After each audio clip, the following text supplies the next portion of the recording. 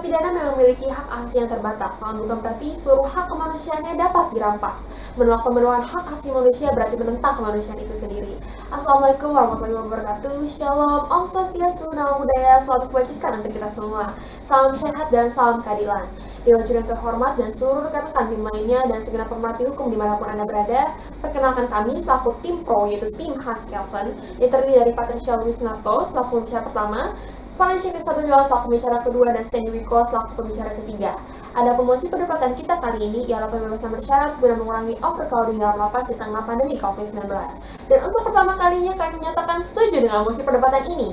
Adapun alasan mengapa kami menyatakan setuju terhadap mosi perdebatan kali ini, yang pertama ialah bahwa pembebasan bersyarat juga merupakan hak dari narapidana sebagaimana diatur dalam undang-undang, sehingga tidak ada alasan untuk tidak melakukan pembebasan bersyarat dalam masa pandemi COVID-19 ini.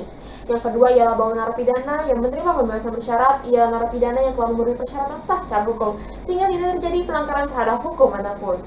Dewan Juri terhormat, seperti yang kita ketahui di tengah masa pandemi COVID-19 ini, bukan hanya kita masyarakat umum yang perlu ekstra dalam menjaga kesehatan kita, melainkan para narapidana juga sedang berjuang menjaga kesehatan mereka dari dalam lapas. Memperjuangkan kesehatan diri merupakan bagian dari hak asasi setiap orang sesuai dengan isi pasal 28A Undang-Undang Dasar tahun 1945 yang berbunyi, setiap orang berhak untuk hidup serta berhak mempertahankan hidup dan kehidupannya. Sehingga bisa dikatakan bahwa narapidana sekalipun masih manusia yang memiliki hak untuk mempertahankan kehidupannya. Hal ini berkaitan langsung dengan sila kedua dari dasar negara kita, Pancasila, yang mengamanatkan kita untuk menjunjung tinggi kemanusiaan secara adil dan beradab. Namun, bagaimana dengan kondisi yang sebenarnya dialami oleh narapidana? Dewan Juri terhormat, kita tentu mengetahui bahwa tak jarang terjadi overkapasitas dalam suatu lapas. Hal ini tentunya sangat mengerikan mengingat pandemi COVID-19 yang sedang melanda. Yang perlu kita ingat bahwa virus COVID-19 tidak mengenal siapapun, dimanapun, dan bagaimanapun kondisi seseorang. Apakah kita akan menutup mata dengan kenyataan ini? Kami rasa sudah seharusnya tidak. Dengan mengabaikan kondisi mereka, sama saja dengan kita merampas hak kemanusiaan yang mereka miliki. Hal ini sejalan dengan pengertian HAM oleh G.J. Wolhos yang menyatakan bahwa HAM tidak boleh dihilangkan karena menghilangkan HAM orang lain sama dengan menghilangkan derajat kemanusiaannya. Dengan Juri yang terhormat, kita harus menyadari betul bahwa pembebasan bersyarat juga merupakan bagian dari hak narapidana dalam undang-undang, sehingga tidak ada alasan bagi kita untuk tidak menegakkannya. Hal ini tentunya akan dielaborasi lebih lanjut oleh pembicara kedua dari tim kami dalam tatanan yuridis. Sedangkan hal yang tidak kalah penting ialah bahwa pembebasan bersyarat terhadap narapidana bukan berarti meloloskan mereka, melainkan dalam kenyataannya pembebasan bersyarat memiliki kriteria yang ketat bagi narapidana yang hendak dirumahkan. Hal ini akan dielaborasi lebih lanjut oleh pembicara ketiga dalam tim kami dalam tatanan sosiologis. Oleh karena itu, kami secara tegas, lugas, dan mantap menyatakan bahwa pembebasan bersyarat sangat penting dan krusial untuk segera dilaksanakan dalam rangka mengurangi overcrowding dalam lapas di tengah pandemi COVID-19 ini. Sekian yang bisa saya sampaikan, terima kasih.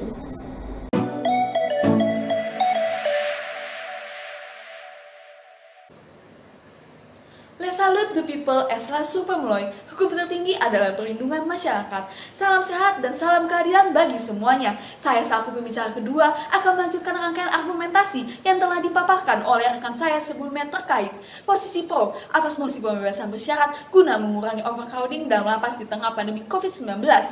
Hisyam Ikhtias dalam bukunya yang berjudul Repetisi Kematian dalam Penjara Malfungsi Pemasyarakatan telah mengatakan keadaan lapas yang mengalami overkapasitas menyebabkan pemenuhan hak-hak mutlak dari narapidana tidak optimal.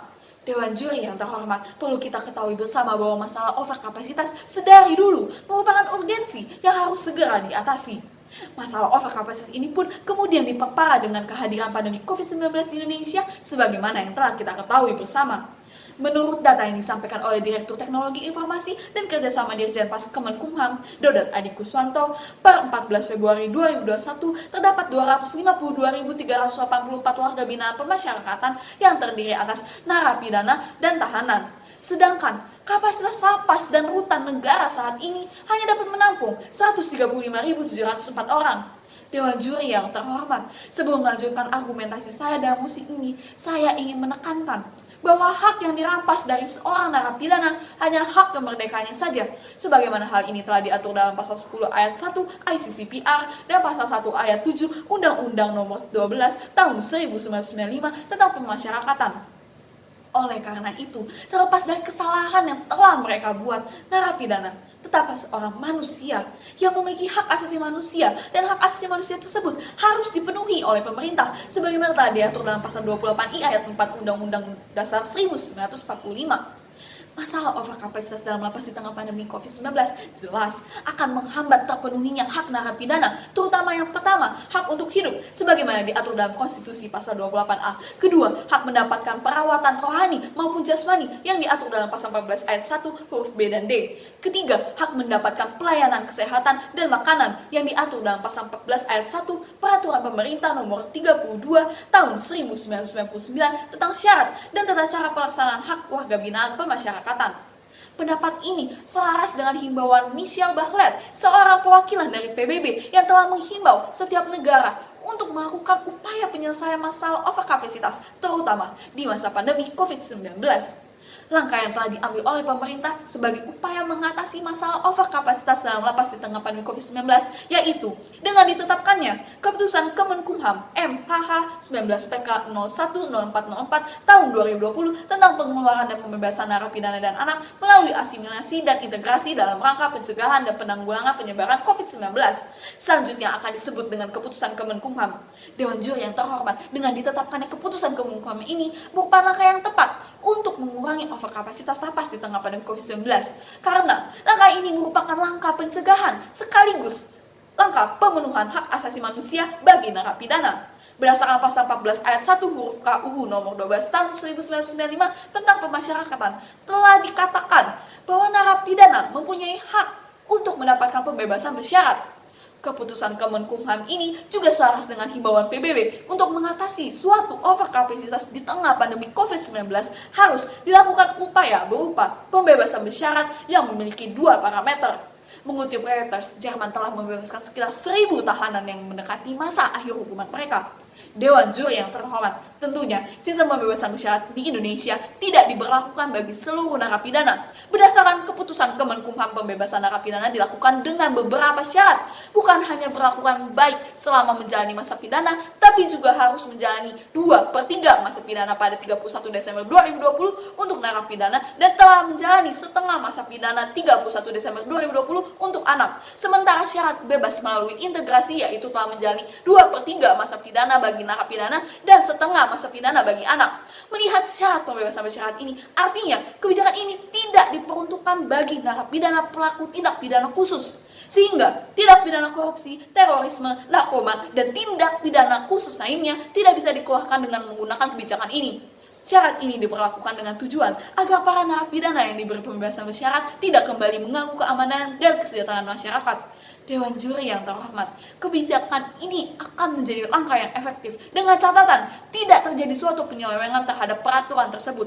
Adapun solusi yang ingin kami tawarkan dalam hal ini yaitu diperlukan pengawasan dan itikan baik oleh para pihak berwajib dalam pelaksanaan keputusan Kemenkumham ini. Maka demikian kami secara tegas, lugas, dan mantap menyatakan bahwa pembebasan bersyarat sangat penting dan krusial untuk segera dilaksanakan dalam rangka mengurangi overcrowding dalam lapas di tengah pandemi COVID-19. Terima kasih.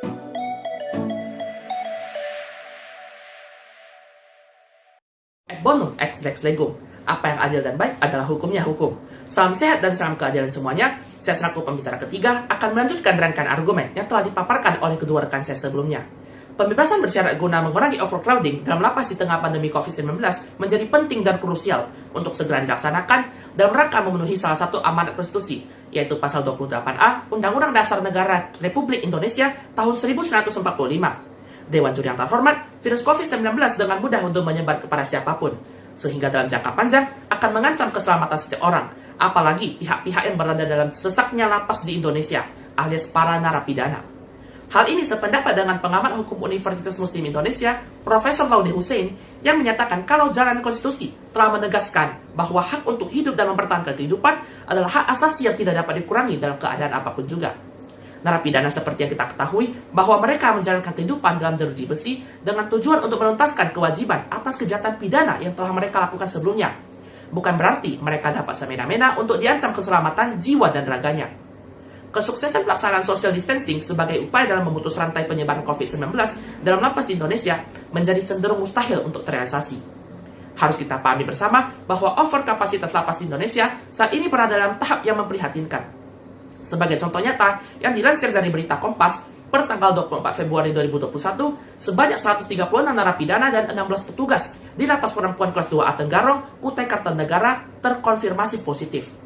Menurut penjelasan Kepala Lapas, Sri Astiana, suasana ruangan di lapas tersebut sungguh sempit dan sesak, dikarenakan bila dibagi rata, maka ada sekitar 51 penghuni dalam satu kamar yang sesungguhnya hanya berkapasitas 28 orang. Kondisi ini jelas mengakibatkan social distancing menjadi mustahil untuk dilaksanakan sebagaimana mestinya. Dewan Juri yang terhormat, kedua, harus pula kita pahami bersama bahwa para narapidana yang memperoleh asimilasi dan hak integrasi tersebut bukan serta-merta dibebaskan, melainkan dirumahkan. Narapidana yang berstatus pembebasan bersyarat telah memenuhi persyaratan hukum yang ketat, penting, dan terukur, serta tidak menimbulkan masalah. Narapidana yang dirumahkan tetap berada dalam pengawasan yang ketat oleh Balai Pemasyarakatan. Artinya, mereka tidak boleh keluar rumah dan apabila kembali melakukan kejahatan, maka hukumannya diperberat. Hal ini diperkuat pula dengan pernyataan Direktur Jenderal Pemasyarakatan Kemenkumham, Reinhard Silitonga, bahwa tingkat narapidana di Indonesia yang mengulangi kejahatannya sangat rendah bila dibandingkan dengan negara lain, yakni hanya sekitar 0,2%. Dewan Juri yang terhormat, ketiga, pengeluaran anggaran negara akibat pembiayaan kebutuhan hidup para narapidana dapat berkurang secara signifikan. Direktur Pembinaan Narapidana dan Latihan Kerja Produksi Dirjen Pas Kemenkumham, Yunaidi, dalam keterangannya dalam tanggal 1 April 2020 menyatakan bahwa pembebasan sekitar 30.000 narapidana dan anak menghemat anggaran negara hingga 260 miliar rupiah. Jika kita melihat penggunaan anggaran negara untuk vaksinasi COVID-19, maka hal ini dapat membiayai vaksinasi sekitar 650.000 orang Indonesia dengan estimasi harga vaksin per orang adalah 25-30 dolar Amerika Serikat, sesuai dengan pernyataan Menteri BUMN Erick Thohir. Tentunya penghematan anggaran yang sungguh fantastis ini dapat dipergunakan oleh pemerintah sebagai modal alokasi ke bidang-bidang darurat lainnya dalam rangka memutuskan rantai penyebaran COVID-19 saat ini. Hal ini sesuai pula dengan salah satu tujuan negara Indonesia yang telah tercantum dalam pembukaan konstitusi, yaitu melindungi segenap bangsa Indonesia dan seluruh tumpah darah Indonesia. Dewan Juri yang terhormat, kami ingin menegaskan kembali bahwa pembebasan bersyarat sungguh penting dan krusial untuk segera dilaksanakan dalam rangka mengurangi overkapasitas di tengah pandemi COVID-19, mengingat hal ini merupakan perwujudan dari amanat konstitusi dan hukum positif di Indonesia, serta menjunjung tinggi hak asasi manusia yang sejatinya dimiliki oleh setiap orang.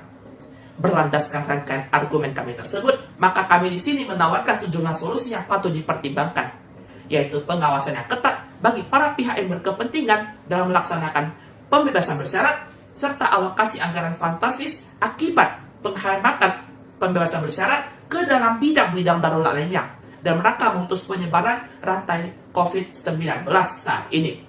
Oleh karena itu, kami secara tegas, lugas, dan mantap menyatakan bahwa pembebasan bersyarat sungguh penting dan krusial untuk segera dilaksanakan dalam rangka mengurangi overcrowding di lapas di tengah pandemi COVID-19.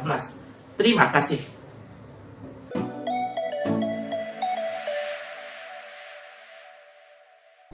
Dewan Juri yang terhormat, telah sampai kita pada penghujung perdebatan kali ini, dan kami tetap menyatakan setuju dengan mas perdebatan kali ini. Dengan dinamasi argumentasi kami, yakni yang pertama, bahwa walaupun haknya terbatas, namun narapidana juga merupakan manusia yang memiliki hak atas kesehatannya. Sehingga dengan terjadi overkapasitas dalam lapas di tengah pandemi COVID-19, kita tidak bisa mengabaikan apalagi menghilangkan hak asasi manusia yang melekat pada diri narapidana. Yang kedua ialah bahwa pembebasan bersyarat merupakan salah satu hak yang melekat pada narapidana sesuai dengan undang-undang. Sehingga dengan usaha menerapkan social distancing bagi narapidana akibat COVID-19, pembebasan bersyarat merupakan jalan keluar yang sah secara hukum dan tidak merugikan pihak manapun. Dewan Juri yang terhormat, oleh karena itu kami selaku tim pro mengajukan dua solusi, yaitu yang pertama, adanya pengawasan yang lebih ketat dari para pihak yang berwenang agar pembebasan bersyarat ini tidak menimbulkan penyimpangan hukum. Dan yang kedua, anggaran pasca pembebasan bersyarat dapat dialokasikan dan dipergunakan oleh pemerintah sebaik mungkin dalam rangka memerangi penyebaran COVID-19.